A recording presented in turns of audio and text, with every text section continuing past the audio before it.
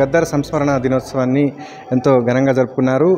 ఈ కార్యక్రమానికి ముఖ్య అతిథిగా ఎమ్మెల్సీ ప్రొఫెసర్ కోదండరాం, వెన్నెల గద్దర్ కుమార్తె కూడా హాజరై ఈ యొక్క కార్యక్రమంలో పాల్గొన్నారు. మరి ప్రస్తుతం మనతో పాటు ఎమ్మెల్సీ కోదండరాం గారు ఉన్నారు, వారిని తెలుసుకుందాం. సార్ చెప్పండి, కొత్తగా ఈ యొక్క ప్రభుత్వం వచ్చాక మీకు ఎమ్మెల్సీ పదవి వచ్చింది, దాని తర్వాత మారుతున్నటువంటి ఈ క్రమంలో గడిచిన ఈ కాలంలో ప్రజల్లో ఎలాంటి రెస్పాన్స్ ఉంది?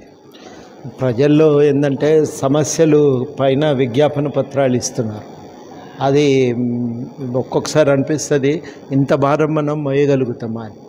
కానీ మొత్తం మీదనైతే ఆ సమస్యలన్నింటినీ కేటగరైజ్ చేసుకోవటం, కొన్ని వాళ్ళకు సూచనలు ఇస్తే వాళ్ళే చేసుకుంటున్నారు, కొన్ని మేమే వివిధ శాఖలు తిరిగి రిప్రజెంటేషన్ ఇచ్చి పరిష్కారానికి మా వంతు ప్రయత్నం చేస్తున్నాం, కొన్ని సంఘాల ద్వారా చేస్తున్నాం.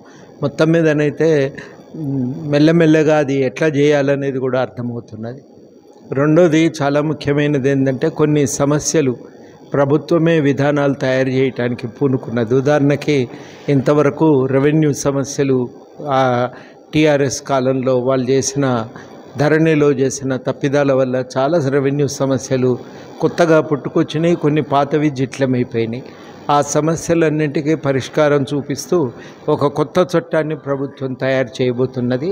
ఆ కొత్త చట్టాన్ని బిల్లు మనం ఏమేమి సూచనలు చేస్తే బాగుంటుంది, దాన్ని మెరుగులు దిద్దే దిశగా అనేక వర్గాలతో మాట్లాడుతున్నాం, చర్చలు చేస్తున్నాం.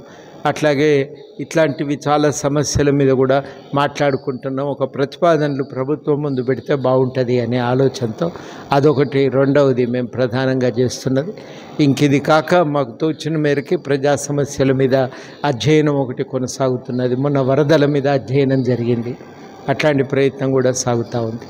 ఈ మూడు ఇప్పటికీ మేము ప్రధానంగా పెట్టుకున్నవి. ఇక మాకు నిర్మాణపరంగా అంతర్గతంగా క్లాసులు పెట్టుకుంటున్నాం, నేర్చుకుంటున్నాం. ఇప్పుడు మారిన పరిస్థితుల్లో మన పని విధానం ఎట్లుండాలనేది ఆలోచిస్తున్నాం. ఇవన్నీ కూడా కలిసి చాలా సీరియస్గా, ఒక రకంగా చెప్పాలంటే చాలా పెద్ద ఎత్తున ఒక పని భారం అయితే మా నెత్తిన పడ్డది. మాకు సంతోషంగా ఆనందంగా ఉన్నది. అట్ ద సేమ్ టైం ఎట్లా చేయాలని నేర్చుకోవటం కూడా అది కొంచెం కష్టమైన మెల్లమెల్లగా పెద్దల చాలామంది సలహాలు తీసుకొని ముందుకు అడుగులు వేస్తూ సాగుతున్నాం.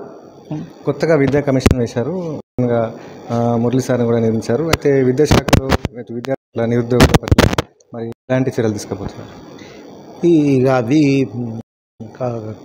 అందరం కలిసి సూచనలు కొన్ని ఇప్పటికే మేము తయారు చేసి ఇచ్చినాం.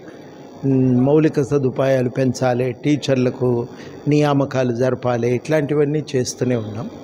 అవి ఆ సూచనల అమలుకు ఇంకొక అడుగు ముందుకు పడ్డట్టయింది. మేము ఇంకా ఇప్పటి నుంచి దీని నుంచి చేయగలిగేది ప్రధానంగా ఏంటంటే ఇక అధికారికంగా కొన్ని సూచనలు చేయటానికి అవకాశం ఉంటుంది. ఏదున్నా మురళి గారైనా నేనైనా విడివిడిగా ఒంటరిగా మేము చేసే పనులు ఏమీ కావు. విద్యారంగంలో ఆయనకు అనేక మంది సహకారంతో ఇదివరకే చాలా కార్యక్రమాలు చేసిండు సంస్కరణల కోసం. ఇక ఆ పనిని ముందుకు తీసుకెళ్ళటానికి ఈ వేదిక ఉపయోగపడుతుంది అనేది ఆయన కోరిక, మా అందరి ఆశ. అట్లాగే ఎమ్మెల్సీ వస్తే ఇదేదో నా ఒక్కందని నేను అనుకోవటం లేదు. ప్రజలందరూ అనుకుంటున్నారంటే మన ప్రతినిధి ఉన్నాడు, ఏదన్నా ఉంటే ఆయనకు పోయి చెప్పాలి అని. ఇవాళ ప్రతి ఒక్కరు కాగితం పట్టుకొని వస్తున్నారు. చాలా చోట్ల సన్మాన సభలు కూడా జరుగుతున్నాయి, కానీ అవి సన్మాన సభలు కావు, అవి విజ్ఞాపన పత్రాలు ఇవ్వటానికి అదొక వేదిక, అదొక పద్ధతి. అట్లా అవి కూడా జరుగుతూ ఉన్నాయి చాలా చోట్ల. కాబట్టి అవన్నింటినీ ప్రభుత్వానికి చేరవేయటానికి మన తరఫున పనిచేయటానికి ఇంకొక మనిషి ఉన్నాడు అనే ప్రజలు అనుకుంటున్నారు. అట్లా అనుకోవటం అనేదే నాకు ఒక రకంగా లాభదాయకమైంది. నా పని ఏందనేది నాకు స్పష్టమైంది. చాలాసార్లు ప్రజలే మన పని ఏంది అనేది వాళ్ళే నిర్వచించి చెప్తారు. ఇప్పుడు వాళ్ళు ఆ రకంగా నిర్వచించి నేను ఏం చేయాలో కూడా వాళ్ళే చెప్తా ఉన్నారు. ఆ బాధ్యతను నెత్తిన వేసుకొని చేయటమే ఇప్పుడు నా ముందు ఉన్నది. అదే ఆ పనే, ఆ బాధ్యతనే నిర్వర్తించే ప్రయత్నం చేస్తున్నాను. ముఖ్యంగా ఇప్పుడు ఎమ్మెల్సీ పదవి వచ్చాక మరి ముందుకైతే అడుగులు ఇస్తున్నారు. మీ తెలంగాణ జనసమితి పార్టీని బలోపేతం చేయడానికి ఏమైనా మీరు చర్యలు తీసుకోబోతున్నారా? స్థానిక సంస్థల్లో కూడా పోటీ చేయడానికి ఏమైనా సిద్ధమవుతున్నారా? అవన్నీ ఆలోచనగానే క్లాసులు జరిగినాయి. మనం ఏం చేయాలి ఇవాళ ఉన్న పరిస్థితుల్లో.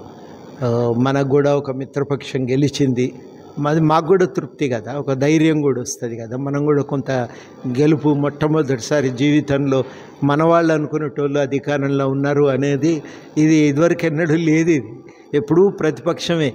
కానీ వాళ్ళ మొత్తానికి మనది అధికార పక్షంలో మనకు కూడా కొంత భాగస్వామ్యం ఉందన్నాక ఏం చేయాలనేది ఆలోచించుకోవాలి, ఎట్లా చేయాలనేది.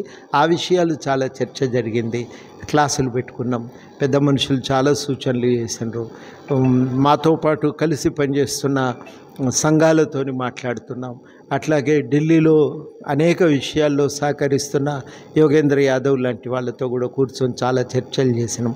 పోయిన సంవత్సరన్నర కాలంలో ఆయనతో చాలాసార్లు మాట్లాడినాం, చాలా విషయాలు మాట్లాడినాం.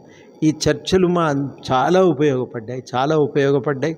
చాలా విషయాల్లో ఒక బలంతో పనిచేయటానికి కూడా మాకు అవకాశం కలిగింది. భవిష్యత్తులో కూడా అదే మేము ఇంకా సీరియస్గా కొనసాగిస్తాం.